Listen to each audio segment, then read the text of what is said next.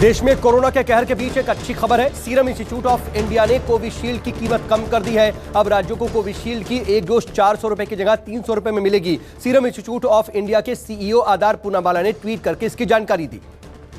Corona के कहर के बीच 18 साल से अधिक उम्र के लोगों के लिए वैक्सीन का रजिस्ट्रेशन शुरू हो गया है। हालांकि हैवी ट्रैफिक की वजह से वेबसाइट में दिक्कत देखने को मिल रही है। शाम के 4 बजे कोविन और आरोग्य सेतु ऐप पर रजिस्ट्रेशन शुरू हुआ है।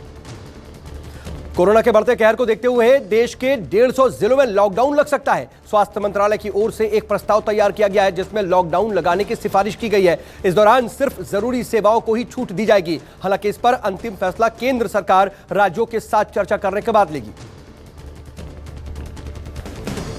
देश में कोरोना से जान गंवाने वालों का आंकड़ा 2 लाख के पार पहुंच गया है। देश में पिछले 24 घंटे में कोरोना के 3.5 लाख से ज्यादा नए मामले सामने आए। वहीं 3,293 लोगों की जान चली गई। अगर अलग अलग शहरों के हिसाब से देखें तो इस वक्त सबसे ज्यादा मरीज बेंगलुरु में है। यहां पर एक्टिव मरीजों की संख्या 2 लाख से ज्यादा है। दूसरे नंबर पर पुणे है, यहां पर 1 लाख से ज्यादा एक्टिव केस हैं। दिल्ली में भी 98,000 से ज्यादा एक्टिव मामले हैं। कोरोना संकट के बीच पीएम मोदी ने आज रूस के राष्ट्रपति व्लादिमीर पुतिन से बातचीत की। पीएम मोदी ने खुद ट्वीट करके इसकी जानकारी दी। इस दौरान द्विपक्षीय संबंधों पर भी चर्चा हुई। साथ ही रूस भारत के रक्षा और विदेश मंत्रियों के बीच बातचीत होगी। वहीं पीएम ने संकट की घड़ी में मदद के लिए पुतिन का शुक्रिया किया। महाराष्ट्र में 1 मई से 18 साल से ऊपर के लोगों के टीकाकरण की संभावना कम है। स्वास्थ्य मंत्री राजेश टोपे का कहना है कि राज्य में वैक्सीन की किल्लत हो रही है। उधर मुंबई में कई बड़े सेंटर्स में वैक्सीन न होने पर उन्हें बंद कर दिया गया। बंद हुए 18 सेंटर्स में मुंबई का बीकेसी जंबो सेंटर, नायर अस्पताल सेंटर, नॉस्को सेंटर, दहिसर सेंटर शामिल है। गोवा में संपूर्ण लॉकडाउन का ऐलान कर दिया गया है। 29 अप्रैल की शाम 7 बजे से 3 मई की सुबह तक लॉकडाउन रहेगा। इस दौरान सिर्फ आवश्यक सेवाएं और औद्योगिक गतिविधियों को ही अनुमति रहेगी। सार्वजनिक परिवहन भी बंद रहेंगे। कैसीनो, होटल और पब भी बंद रहेंगे। आवश्यक सेवाओं के लिए सीमाएं खुली रहेंगी। गोवा के मुख्यमंत्री प्रमोद सावंत ने इसकी जानकारी दी। मध्य प्रदेश में ऑफलाइन कक्षाओं को भी अब ऑनलाइन क्लासेस को भी उसके साथ साथ बंद कर दिया गया है। ऑनलाइन क्लासेस 31 मई तक बंद कर दी गई हैं। सरकार ने 1 मई से 1 महीने के लिए कक्षा 10वीं और 12वीं को छोड़कर के सभी कक्षाओं की ऑनलाइन कक्षाओं को रद्द करने का फैसला किया है। बरेली के नवाबगंज सीट से बीजेपी विधायक केसर सिंह गंगवार का कोरोना से निधन हो गया है। नोएडा के एक अस्पताल में उनका इलाज चल रहा था। 18 अप्रैल को केसर सिंह गंगवार कोरोना पॉजिटिव हुए थे। यूपी में कोरोना से अब तक 3 बीजेपी विधायकों की मौत हो गई है।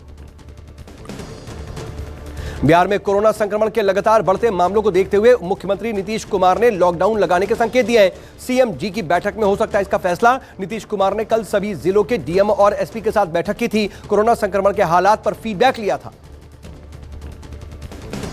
पश्चिम बंगाल में कोरोना का कहर जमकर जारी है। यहां पर कोरोना के डेली मामलों में 75 गुना उछाल देखने को मिला है। पॉजिटिविटी रेट भी बढ़कर के लगभग 30% हो गया है। हेल्थ एक्सपर्ट्स कोरोना के बढ़े मामलों को बड़ी राजनीतिक रैलियां बता रहे हैं जिनमें कोविड प्रोटोकॉल का पालन नहीं किया गया।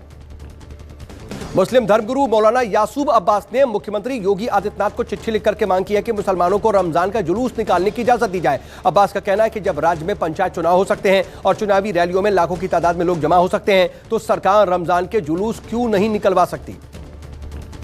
मुंबई के ठाणे में अस्पताल में लगी भीषण आग, हादसे में 4 लोगों की मौत। प्राइम क्रिटी केयर अस्पताल में आग लगने से बड़ा हादसा। शिफ्टिंग के दौरान 4 लोगों की मौत हो गई। हॉस्पिटल में 17 मरीज भर्ती थे।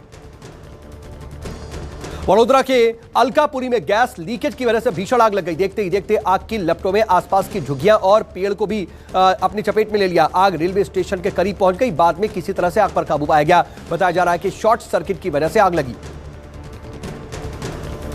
पश्चिम बंगाल में आखिरी और 8वें चरण का मतदान कल होगा। आखिरी चरण में 35 सीटों पर वोटिंग होगी। इन सीटों पर मुस्लिम वोटर्स काफी अहम माने जा रहे हैं। साल 2019 के लोकसभा चुनाव में सियासी तस्वीर बदल गई है। मुस्लिम मतदाताओं की पहली पसंद टीएमसी बनी थी। इसके बाद उसे 19 सीटों पर बढ़त मिली थी। इसके अलावा 11 सीटों पर बीजेपी और 5 सीटों पर कांग्रेस आगे रही थी। देश में ऑक्सीजन संकट जारी है जिसके चलते अब ऑक्सीजन सिलेंडर चोरी होने लगे हैं। राजस्थान के जयपुर में एक सरकारी अस्पताल में ऑक्सीजन सिलेंडरों को जंजीरों से बांध दिया गया ताकि कोई इसकी चोरी न कर पाए। यहां मरीजों के परिजन ओपीडी से ही सिलेंडर अपने साथ वार्ड में ले जाते हैं, फिर वहीं से सिलेंडर लेकर के घर चले जाते हैं। पटना एनएमसीएच में एक बार फिर से तोड़फोड़ हुई है। कोविड मरीज की मौत से भड़के परिजनों ने डॉक्टरों को अपना निशाना बनाया। कमरे में बंद होकर के डॉक्टरों ने अपनी जान बचाई। पटना एनएमसीएच में हिंसा की यह तीसरी वारदात है। गाजियाबाद पुलिस ने रेमडेसिविर इंजेक्शन की कालाबाजारी करने वाले 3 आरोपियों को गिरफ्तार किया है। पुलिस ने आरोपियों के पास से 70 रेमडेसिविर इंजेक्शन के अलावा अन्य जीवन रक्षक इंजेक्शन बरामद किए हैं। इसके अलावा आरोपियों से 36 लाख रुपए से ज्यादा नकदी बरामद की गई है।